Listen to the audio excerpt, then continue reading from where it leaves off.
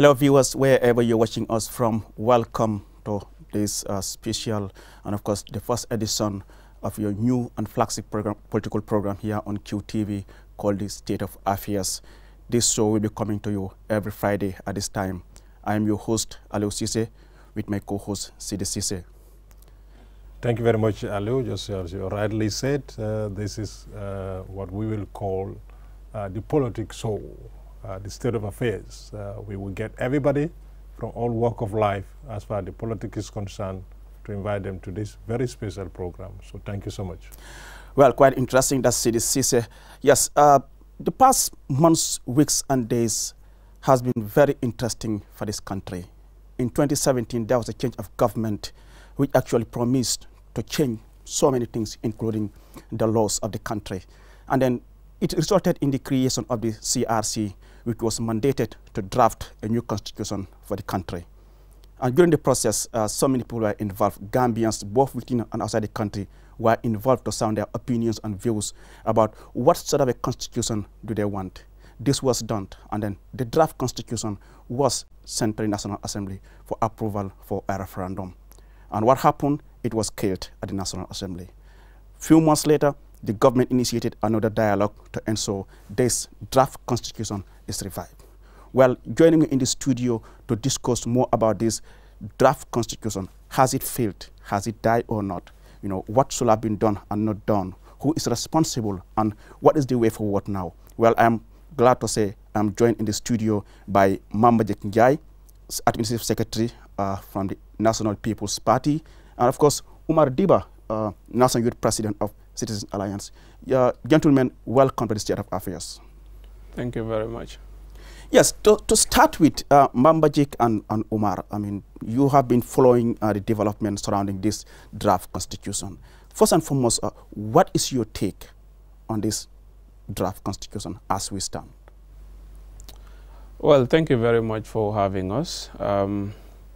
I think our take as a party and as an individual is that Gambia had a very progressive final draft, which would have ushered a third republic for the country. The laws are progressive, even though it's not a perfect document. We were expecting and we were very hopeful that it would bring a new dawn in the country's political dispensation. The draft constitution captured a lot of important laws that would have direct effect, positive effects on our lives as a people and as a country. It is for the first time a drafted law that captures economic rights of citizens, ensures equality among citizens, and also separates the state institutions and empowered them with powers, legitimate powers, that would enable them to effectively do their works in the interest of the citizenry.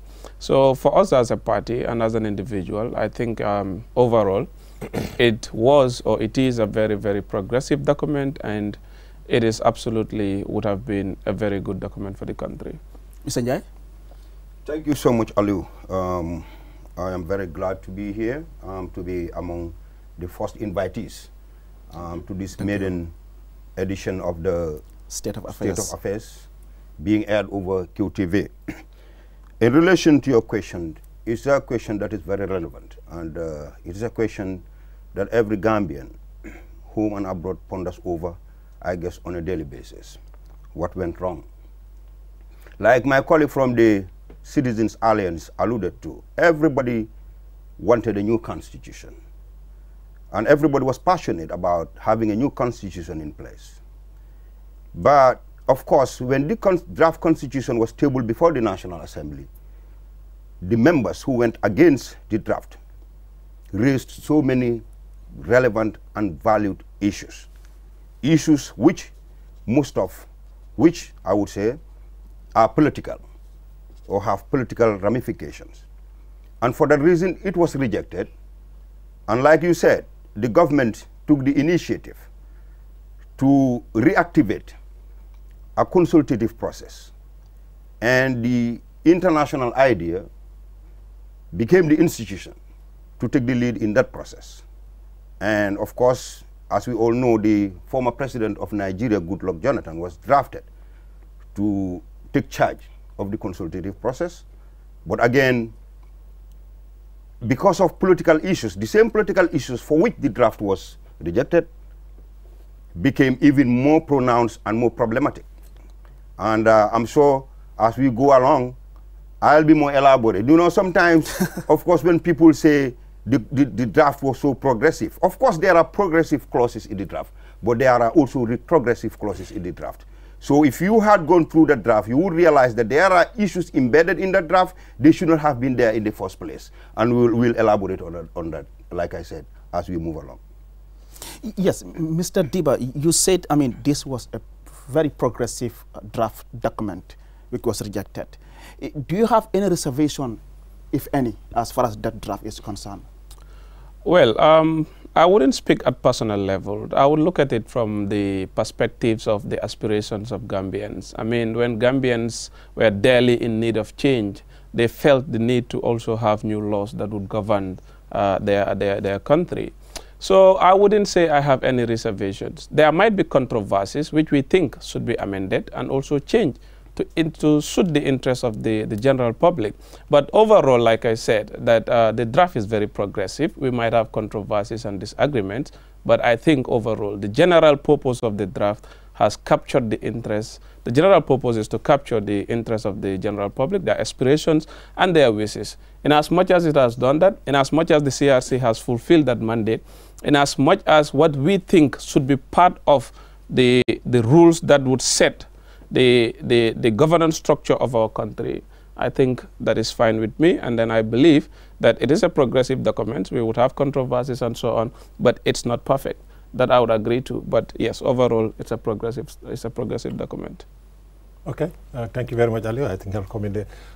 In the first place, we talked about a third republic. Why the need for a third republic? We did not have a coup d'etat 2016, 2nd December. We went to the polls and changed the government by the ballot. So why the need for a third republic?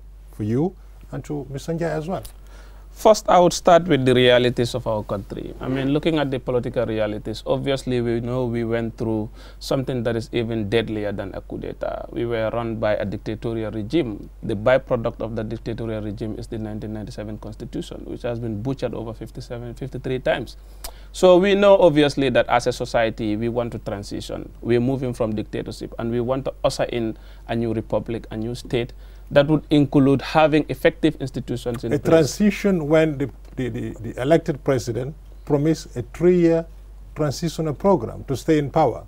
Once he changes his mind to 5 years, the transition is off the plate. Well, the transition is not just about how long the president stays. It's also about the processes that we have started and instituted. To us, we feel that those processes are not there for the presidency alone. It is there for the state. It is there to guarantee a safe society for the country. It is there to guarantee the interests, the rights and welfares of the citizens are guaranteed, promoted and also protected. So it's not only about having change of leadership, but making sure that a society is created that is prosperous, where Gambians will live in dignity. So the purpose of our transition is not only to change leadership, but also build strong institutions, also provide healing for people that have gone through the hinges of dictatorship. Also make sure that we have a strong system that would provide for the interests of Gambians and also provide them at least with... I don't think you still answered my question. Why the Third Republic? Okay, a constitution has been amended. Does that necessarily mean that we have to go through a Third Republic? Those amendments can also take place. Because if you go back to the 2017 Constitutional Amendment Act, that was what was introduced in the National Assembly in the first place. And it is CRC to review that constitution, not to draft a new constitution, to my opinion. Well, like I said earlier, the purpose of having a republic is not just the leadership and the laws. No, we're not talking about the leadership here. We're talking about why the Third Republic. It is necessary because we are from a system going towards another system. The new system that we are hoping for is the system we believe would usher in the Third Republic, and that we cannot have without proper laws that will set out parameters that will protect the society. So you think it is to write a new constitution? It's not only about writing a correct constitution or a progressive constitution. I've talked about transitional processes that we have to institute to make sure we create a safer society for Gambians. I mean, overall, we need to look at our state institutions, how they work, how they perform, what they have done for the country, and how we can ensure those state institutions are empowered, not only with the human capacity and then the material capacity, but also in terms of their operation itself. I mean, these are things that are necessary for us to be able to create a safer society. We will agree to disagree. Why the need for a third republic? No, you see, I didn't see any need for any third republic. Because like you rightly said, there has not been an overthrow of the APRC government. They were defeated democratically in a democratically held elections in 2016. Now, the issue of systems that he talks about has nothing to do with the laws. That has to do with attitudes. Because see, sometimes when we talk about system change, we talk about it in the sole perspective of governance. But we, the people, created the system because we are the system. The 1997 Constitution, people keep saying it wasn't a progressive law. The 1997 Constitution was, in fact, a very progressive law. What happened over the years, like he rightly alluded to, was that after the 2002 parliamentary elections, remember, in the 1997 Constitution, Section 48 was there, which talked about the second round of balloting. The only thing that was missing in the 1997 Constitution was the term limit.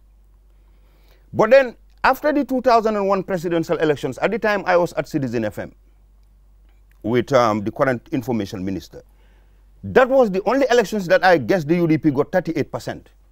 We almost went for a second round.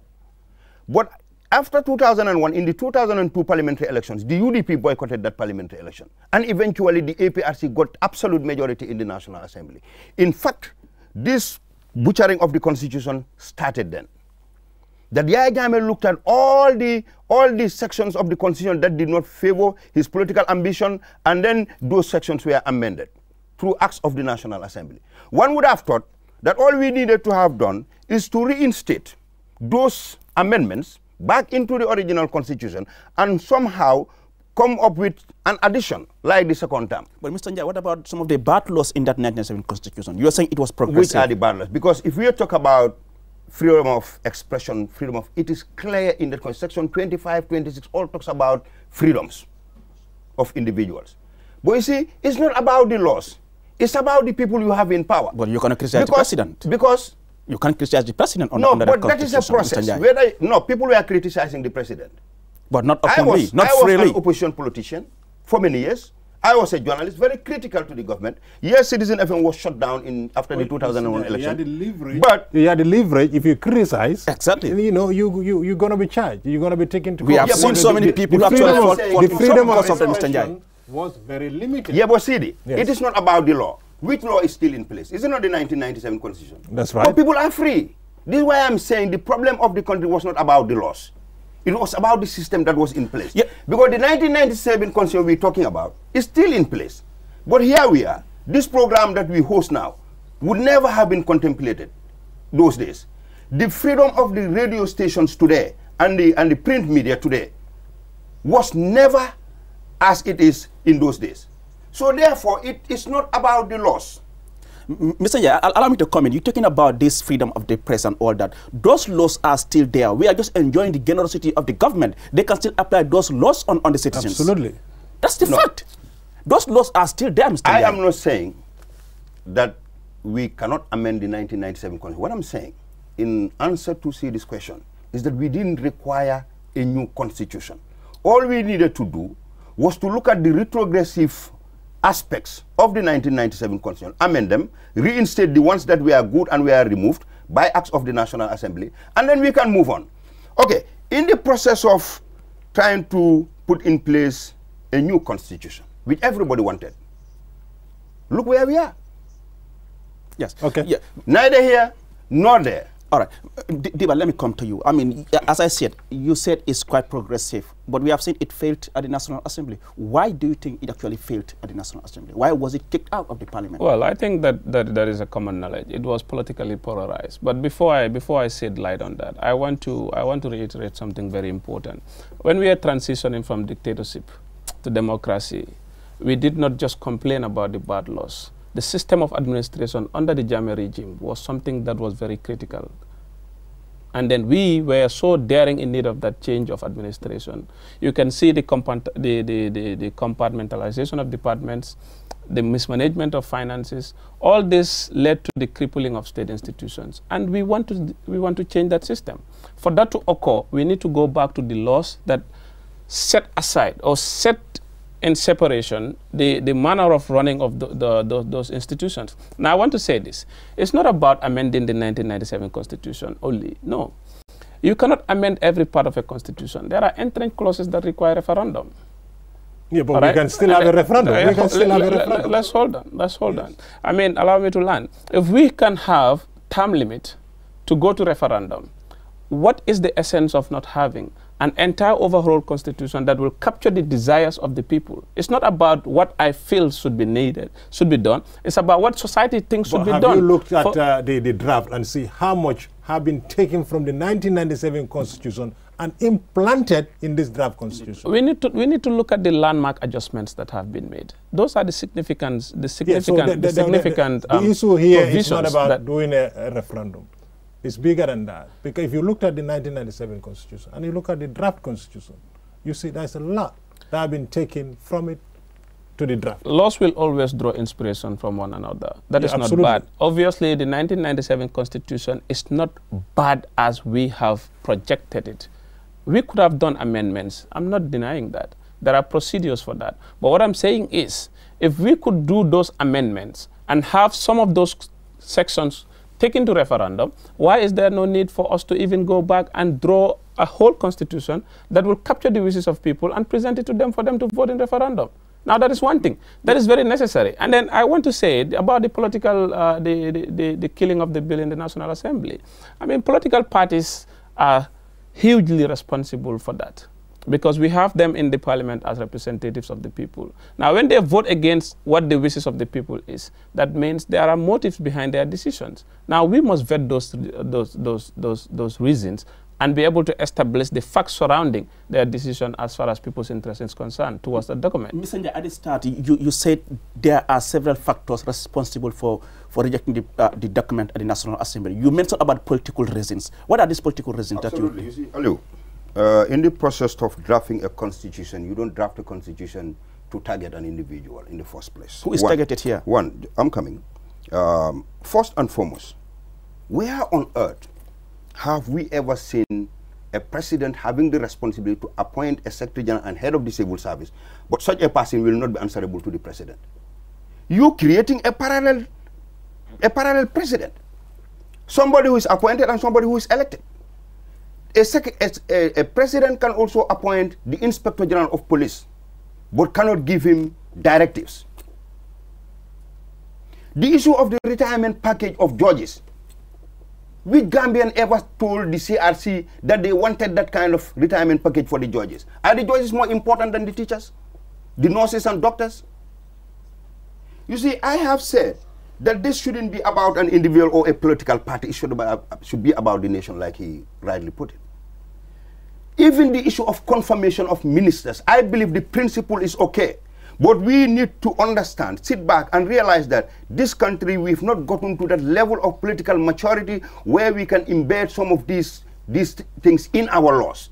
Because see, I have said again and again that in this country, politics is very much polarized. It's also personalized. We hardly focus on issues and alternative policies and programs to what already exists. Now, I'll give you a scenario where a president, let it be any president, not President Barrow, becomes the president. And then his party represents the minority in the National Assembly. And the opposition secures the majority. And they are determined to render the country ungovernable. Any person you identify as a nominee for ministerial position is rejected for political reasons. Effectively, the country will be rendered ungovernable because it means that president cannot constitute a government. You see, we have to learn. We cannot just jump and one day become like America or the United Kingdom. The American Constitution is what, 200 years old, and it still requires some adjustments. One would have thought, and the other one, every lawyer you talk to, both in the country and outside, they will tell you that laws cannot be passed retroactively. That is unlawful. What is unlawful for Mr. X is unlawful for Mr. Y and Mr. Z. So the issue also of the current term of this president being part of the 2-term limit is also unjustified. Mr. Njai, if I just inject there, but that's what actually the CRC told us. That's the people asked for that. The people asked for this 5 years to be part of the mandate of the president. There was a nationwide consultation. In their report, yes. Also, they said 80% of respondents said they wanted the age limit. Why is the upper age limit not there? No, but let's deal with this one first. No, I'm just coming. Okay. Because, you see, it's what they say. They say it was the people who told them. Okay. Well, that's what they said. So you say the people also told them to put a age gap? It is in their report. This is not my opinion. Okay. It's in their report that 80% of respondents said they wanted the upper age limit. But it's not in the draft. But what the people actually want? Are you saying that is not right? No, I'm not saying. You see, you're saying what the people want. This was a survey. This is what we were told. This was a survey, see. I would have said this is the people's concern if it had gone to a referendum and the people voted for it. But unfortunately, it didn't get to that level. Now, just to say the CRC said it was the people that wanted that. Anyway, I am not among those people because I was not consulted. But and so many other people have not been consulted. No, we have to be fair. You can speak for yourself, Mr. Njai, but you cannot speak for other people. This is what I'm saying. Yes. This is what I'm saying. I am not trying to speak for other people. What I'm saying is that, see, what is unlawful, even if the people say it has to be there, and we know it is unlawful, it cannot be there because it's unlawful. Because everybody argues that it is unlawful to pass laws retroactively.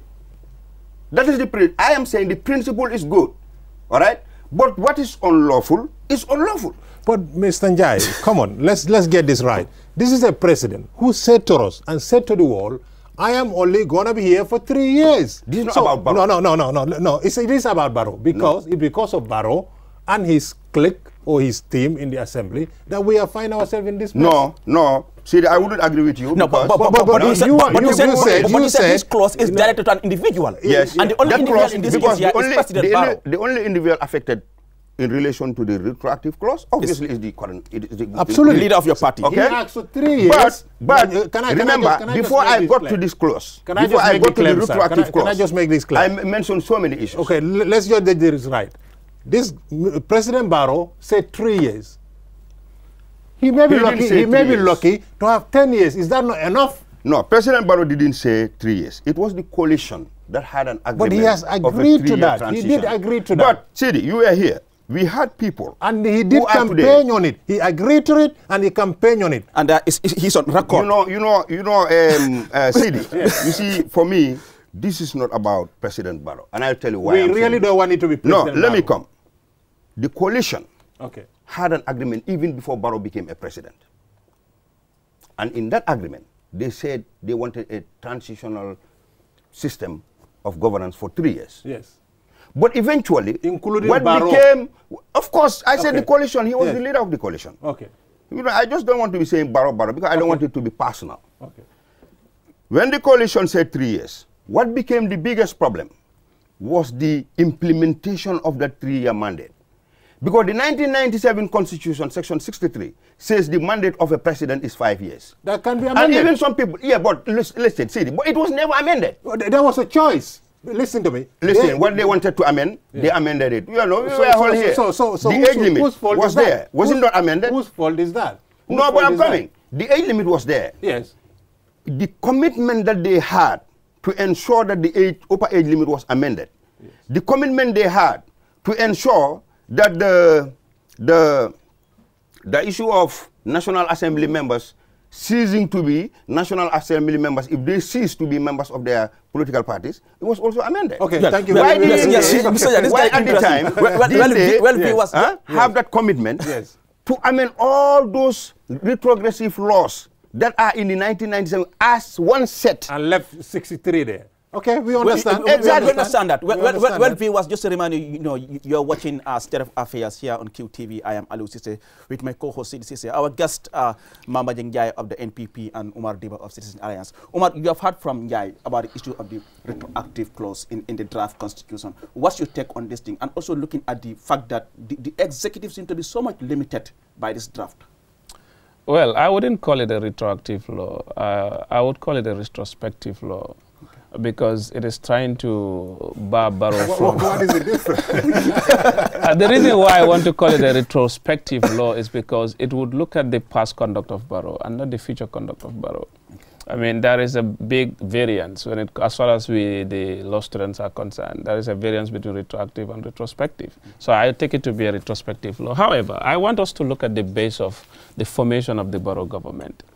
It is a very, very sad situation that we are in, that a single man could hold a nation at ransom, that a man who have made a king-size promise could just suddenly renege on that promise to the nation. That is a very unfortunate situation. When Barrow was coming into power as the leader of the coalition, it was clear to all of us that he agreed with party members of the coalition that he was only going to serve for 3 years. This was one of the reasons that purported the drafting of the establishment of the CRC. What would you say to others who would say to you, whatever Barrow was doing is because he's following the 1997 Constitution? Whatever he was doing, yes, he was following the 1997 Constitution. And the same Constitution provides a window opportunity, a legal one for that matter, for him to resign in honoring of an agreement. A choice. So that's not a matter. A choice for him to take. It wasn't just a choice. It was a decision made unanimously, not just a matter of choice, but a decision agreed to unanimously. And then honorable people would honor their It's a matter of choice, sir. That's the problem whether it's here. Moral or whatever That's it is. agreement and the Constitution. That's the so issue. Which one does he... Let's not only try to say it as the choice of Barrow. There it becomes a little bit perplexed to me, because if you agree to something, to me that should be binding upon you morally, not just a matter of choice. There are a lot of things at stake. One, your integrity. Secondly, the trust and confidence the public have in you. I mean, it has all fizzled. It has all disappeared. I cannot trust a man that made a king-size promise of that nature and renege on it in the 12 hours. But what do you think was the actual reason why Barrow has to change his mind? We all know that at the start of his government, he made it very clear that he was only going to serve 3 years, that he was a businessman, that after the 3 years he will go back to his business. What do you think was the actual reason for Barrow changing his position? Well, primarily, I would say the chief factor is his political ambition. That's all. Because looking at it, even though some members of the coalition got disintegrated, some transitional processes were at stake. And then some people did not take positions and so on. All those are contributing factors. But primarily, the chief factor is Barrow's political ambition. He has demonstrated that by establishing the National People's Party. He has demonstrated that by reneging on his promise to serve for only 3 years. When you talk about political ambition, here, let's get this right. Exactly. You as a political party, with your leadership, you have political ambition. That's why you're in politics. Obviously, so Barrow we have in no politics. problem with Barrow coming to seek power legitimately. We have no problem with that at all. And is that not what he's doing? That's what he is doing. Yes. What is he putting at stake is what we are looking at.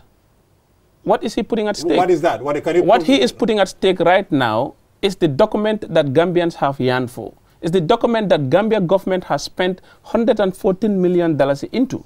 What he has put at stake right now is the trust of the public. Now we need to... Mr. Diba, what happened at the National Assembly, you will agree with me, is a democratic process. I wouldn't deny that. So how would you hold Barrow responsible for that, for example? I mean, it's quite interesting that you have this fine young men and women in the National Assembly. They're representing political parties, and Barrow have nominated members there. So are you telling us... Now listen, let's look at the voting variance. Right, sir. How many nominated members did voted against the draft? And you looked at how many MPs, elected MPs, voted I cannot recall the But figures, what I can tell you, majority of those who voted were elected representatives, because the president has the right to nominate only 5. Is it 5 or 4? That's what I'm saying. That's what I'm saying. And now, you have the speaker, the deputy speaker. Now listen. Allow me to learn. We had 31 voted yes and 23, I think, voted Allow me to learn now. Yes. We need to look at the threshold. 2/3 requirement is a very high threshold. And then having members, representative from NRP, voting against it, having that nominated... is the law. The threshold you are talking about, that is the law, and that's a democratic dispensation. That would actually amount to the Constitution failing to meet the requirement. So you mean if all these people come together, one third or a third can just decide for the rest of the people? Obviously, I mean the majority voted for it, but the minority voted against it, thereby failing to meet the threshold. Now, if you look at the people that voted against the bill, obviously you would agree with me that these are people in the Barrow's camp. But the people who voted now, I'm not saying it's not a democratic exercise. They have every right to vote against it. How do you know those who voted? How many NRP MPs voted against the draft? They are NRP, they are not Barrow. They are NPP. Where is their party leader today? Where is their party leader? You see, we must handle things with fact. No, where is their... The APRC, you cannot say the NPP, and they voted against it. I asked one political party, not GDC APRC. also, 2 members voted against, and they are not NPP. That's fine, but we're looking at the majority that voted against it came from the Barrow camp.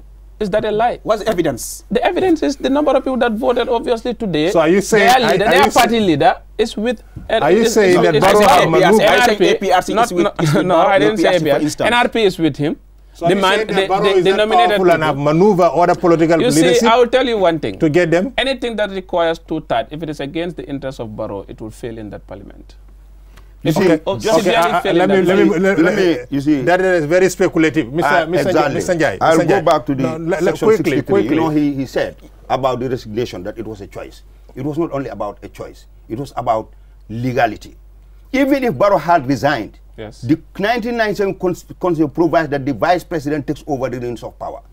There's no way we are not disagreeing that, Mr. Njai. We say if Barrow had resigned, an election would have been held. We are not disagreeing that fact. What we are saying is, yes, the section 63 of the 1997 Constitution should have been amended. This is what I'm saying. No, listen, at the time, yes, when they were making those amendments. Thank you. But it is by choice at the time. The coalition was, whatever coalition or how you call it, was more of a together.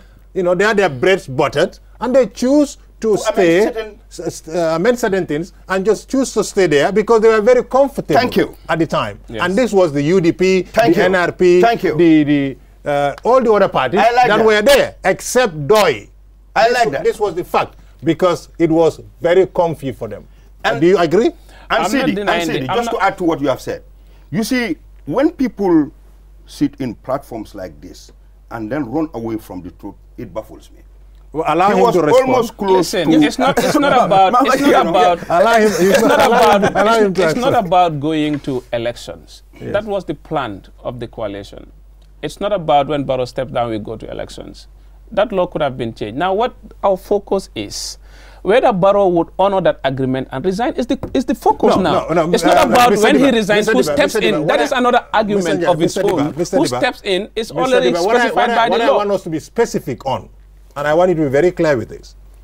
At the time, the coalition was together, or I could say 99.9% together. Unity it was only DOI that stepped back, not taking a ministerial position, path their way away from the coalition. Yes. So all the parties that were in the coalition were there, and they knew this process needs to be completed. Absolutely. But they aborted the process from the very day they choose to entrench themselves in power. That is the Barrow, the UDP, the NRP, all of them. Do you agree with me? No, I would not. Even if they do, there is a reason why I would disagree. Even if they do? Even if they do, which they did, of course. They joined him, later disintegrated. I'm not denying that. That's a fact. They were together with him. It's not about joining them. They had him. It was a package. Well, okay. However we try to qualify that. Yes. They were with him. They joined him. Yes. They took hold of him and embraced him. Yes. All that. Yes. But what I'm trying to say is there was an expectation ceiling that was marked already. That this man that have served this country or have started serving this country is going to step down at a particular time. And then we move on. That is the expectation ceiling. Now hold on. Let me learn. Okay. Now that's the expectation ceiling. When they got to that, the same man, before even they got to that, the same man started demonstrating that, look, before we reach to this place, I'm not going to accept this. No. That is a misrepresentation. No, it's not a misrepresentation. Of course, it's a misrepresentation of the facts. No. Before they disintegrated, there is that expectation that this man will honor this thing. Will you agree with me? Failure to plan is planning to fail, because actually they did not set the plans. Now, are we saying that it should have been a legal move that they should take by removing. Absolutely. No, I mean, that is not of necessity. That is not of necessity. That is, so if they don't do that, Barrow should not step down? Is that what we're trying to say? Step down for whom? Step down for the country. No. Let's the get this. Gambia. Let's get over the country to whom? The vice president. Why? As And specified then by the law. we take the That time. was not what the coalition Well, agreed. that was what they planned. No. And he betrayed the plan. No. You see, we must begin to have the spirit of accepting the truth. No, because to forge new ways. Mr. Diba, I mean, okay, Mama Jik, he allow me to reneged on the comment. promise. Allow me to comment. Allow Ali to come in there. Yes. Mr. He's Diba, misrepresenting the facts. in this we case, get it, we get there. Okay, in this case, we all know Barrow was part of a team. Yes. If you're talking about betraying the expectation of Gambians, Betraying that particular portion. That's what I'm saying. was it Barrow the Ellen who expectation ceiling that was it Barrow Ellen who betrayed that, or the entire coalition team? Well, it is his choice to resign. Only him. No one could go and say, look, Mr. Resign. No. It was Barrow's choice ultimately for him to... Mr. Diba, let's make it very clear. Yes. Let's make this very clear. We have seen Yes. the changes that have taken place, the constitutional amendments that have taken place at the time. Yes. What do you think, in your opinion, stopped them from amending Section 63 to pave the way for a genuine transitional program? Why? Why did it not happen? Well, Why did it happen? It didn't happen because I think they have been... I would say it was ungratefulness one. From who? I don't want to name names, No, but no, let no, me no, be no, no, specific. no, no, We no, know no, UDP, one UDP. Yes, we understand the record state. So But the thing is that... You can say Barrow because it's a soft spot, but you cannot name other names. Okay, let me name. No, let me name. I mean, majority of the people have said that the upper age limit, the upper age limit was amended in the interest of appointing Lawyer Dabo. Even though this was seemingly true following his appointment as vice president, I would say obviously that yes, I will concur with them. Now, the reason why they failed to amend that portion that we're talking about, Section 63 specifically, it's because Lawyer Dabo has already made it clear that this young man is not stepping down after 3 years. And anyone who dares him, I will take you to the Supreme Court. That was absolute selfishness, I would say. So who do we blame in all this? No, that doesn't mean that the blame would be apportioned to only Dabo. I mean, still Barrow is at liberty as an individual to resign. There was nothing holding him. There was no hinges. See, this is where I have a problem, Ali. So because they amended the upper age limit, Omar does not that understand Yes, the Umar, principles yes. of the agreement that established the coalition. Yes. They never agreed that if Barrow resigned, they would hand over the country to a vice president who is not elected. But I never said The that. agreement, of course, you say he should have resigned, and I say to hand over to, you say, the vice president. Of course, that's what is in the law. Exactly. Yes, So so why what? would an elected president go and resign and hand over the country to a vice Is president? that illegal? Is that illegal? Ask him, is that No, illegal? but that was not the agreement. The Is that principle of illegal? the agreement, Omar, was that To conduct after election. 3 years, Yes. Barrow would have overseen the conduct of fresh elections. This was the agreement, well, not to hand over to a vice And he will president. not take but- part. And he will not take part in that election. And he this was agreed. the principle of the agreement. Now, they knew very well that without amending the 1997 Constitution, which was very clear about the term of a sitting president, and in the event of death or incapacitation, or that he resigns, the vice president, Or misconduct. exactly, the vice president Like takes he's over. doing. So that is very clear. There is nowhere in the 1997 Constitution where it is stated that if the president resigns, I we'll think go I to made that very fresh clear. elections. I made that very clear. But Mr. Jai, all that thing, I we have said all that. agree, all that thing was just, All right. like many would say, a gentleman agreement. There was Yeah, a but you see, constitution a there. gentleman agreement that goes against the law can never be respected. Let's be honest. What do you mean can The never law. be respected? No. Agreement that is It cannot be enforced, but it can be respected. It cannot be enforced over the law, but it can be respected. Okay, good. Okay, thank you for helping. Yes, withdrawn. It cannot be enforced. Over the law. Now, Let me say something this. that cannot be enforced. Over the law. Yes. Yes. How can we implement it? Yes. It can be respected. Allow City to come. Allow City to come in. It did not go against the law. A gentleman agreement that did not go But against 3 the years, law. The 3 years. It did not go against the law. The 3 years. Yes. It did not That go was against said the law. clearly. And he said it because he is a lawyer. And he But knew indeed- what That's he was an saying. opinion. That's an opinion. No. Just like what you are saying here, it's also an opinion. But it can never be the But same. he's taking you back to a law. Nowhere in the kind of Gambia, law. and no single Gambian can look at us in our face and tell us the gentleman agreement that took place as far as the coalition arrangement is concerned is against the law of this land. No, I'm not saying that. one aspect of that agreement, which says the president should serve for 3 years. Yes. Like he said, unless that amendment is made, it's not enforceable. So the gentleman law, the gentleman law. Hold on. Are you trying to Maradona my statement? No, I'm not Maradona. Okay. I have to make it very clear. You were running from the facts all along. No, not really. You didn't have, you didn't have the bravery. You have the bravery to mention Barrow by name. But you didn't have the bravery to say. But I have said you said it when you were challenged and constantly challenged. All right? The naming is not very important. No. It's important because you say it's Barrow is at fault. That Barrow is because of Barrow that things have collapsed. No, but that's wrong. No, but I because the people who were there at the time had an opportunity to come up with all these amendments in one set. Okay. Am I right or wrong? No. You see, I want to say this. I want to say this before you move. And the lack of existence. Let me just say this. The lack of existence of that arrangement. Yes. The lack of monopolize the conversation. Yes. Where he said. Okay, now, most of the people that voted against are Barrow's people. Mr. Njai, thank you. Yes. Umar, after all this thing, we saw Goodluck Jonathan giving that responsibility to initiate another dialogue for us to see how best we can bring back the draft. All your parties have been involved in these closed door meetings. You traveled to Nigeria, you came back, Goodluck was here again, and it appears things have failed. What do you think is the way forward now as far as this whole draft document is concerned? When we went to Nigeria, his party leader was there, Dr. Sise. You see, I have also forgotten one aspect of this law which is disturbing. Let's look at the way forward. I'm just coming. I'll come. Let's look at the way forward now. There's a link. Okay. You see, we agreed as parties that all these clauses that are problematic, and even if you remove them from the law, it is not going to affect anything. We agreed that it needed to be removed. Example, where it says, for instance, if the Ministry of Youth Transport has a budget of 50 million in 2020 because they needed to construct stadia, they needed to buy vehicles. In 2021, they cannot go below 50 million. Ministry of Justice. And you put that in a law. Ministry of Justice. No, it's all the ministries, the institutions, that if you have 50 million last year, next year, your budget cannot be less than what you had last year, even if you don't need it. There are things that are embedded in this draft, even though we all need a new draft. The way forward.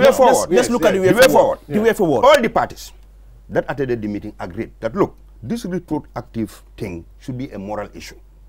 That since we all agree that it is unlawful to pass laws retrospectively or retroactively, whatever my lawyer friend says, we agree that we can expunge it from the draft, including his party leader, except the UDP. We agreed on conditions as well. Correction. We agreed on conditions. What conditions? Well, I don't know, but what I know. No. Those conditions are necessary for the public to know. Those conditions are necessary for the public to know. Yes, he wasn't there, but I know he must have been informed by his party leader. That doesn't mean I'm not. What are the conditions? One, we must have 50 plus, the absolute majority. Of course. Second, we must have a term limit. We all agree on that. There must be a constitution, and the quota system must be in fact, these are points that we all agreed on, except one. In as much as these things are available. No, I am agreeing with you. Mr. Jai, Now, I am agreeing with you. These are conditions we all agreed on. Mr. Jai, except one. Mr. Jai, allow me to comment. You're talking about all the parties agreeing to changing this retroactive law, except the UDP. Yeah. We know that the UDP from the beginning, they voted fully, 100% for this draft document to go untouched, exactly, to referendum. And they still stand by that. Yes. Including your party leader who at the launching of the CRC said he actually believed in 2 terms. Yes. He believes in 2 terms. But why is this retroactive law becoming an issue now? The retroactive law cannot be embedded in the Constitution because it's unlawful. It has to be a moral issue. And in fact, you see, sometimes people argue about this retroactive law as if they are sure that Barrow is going to win. If the people don't want Barrow, no, but see, if the people don't want Barrow to be there, even after this time, they can vote him out. No. Will he be there for a second term? Mr. Njai, not to Mr. Njai, we are running out of time. I may have only one more question to put it out to both of you. I do not agree when you say it's against the law. 1, because it's the choice of the people. That's what the people want. And 2, right now, can we just conclude, gentlemen, that the draft constitution is dead? It was on life support machine, but now it's been switched off because you cannot bring it to the National Assembly. When you are very legal-minded. Section 100 and subsection 3 talked about emergency powers to bring to the National Assembly. But when the amendment of the draft constitution cannot be done, they cannot do it. So basically, can we just say, absolutely, I'll agree that the draft is can dead. we just say the draft constitution, yalla hare ko ajana? I'll agree that the draft is dead. Yeah, well, are you agreeing to that? Is dead and buried? Is dead? Yes. Well, because until we can find, you know, a common ground on this issue of... You cannot get a common ground now. It's dead. It's dead and buried. For me, I don't see it coming. Well, I would say it's dead. I would say it's really dead by politicians. What should be the next move? Absolutely, because this were a political issue. What should be the next move now to both of you? Umar, next move? What is the next move now? Well, to me, I don't think we should risk going to next election without a new constitution. Wow. We are from a country, we are transitioning and we have processes ongoing. What will you do? That's an opinion. But the law says there has to be... Well, there are certain things. I mean, politicians must know. Election must be held. Quickly. We are equally a politician. No, allow me. Quickly, we have the 1997 constitution. Whatever is happening now is based on the 1997 constitution. We don't have a time limit. We don't have a time limit. But that's what we had here for 22 years. For Christ's sake, are you saying we're not going to go to election because we don't have a time limit? I'm not saying we should so not go to election. What I'm saying president? is it would be a very sad situation for us to go to elections without any new constitution. This is the issue now. I mean, the thing is... What are you going to do as a political party? Well, no election? We would of course contest if there are elections, but our effort would be significantly... So for it to be postponed?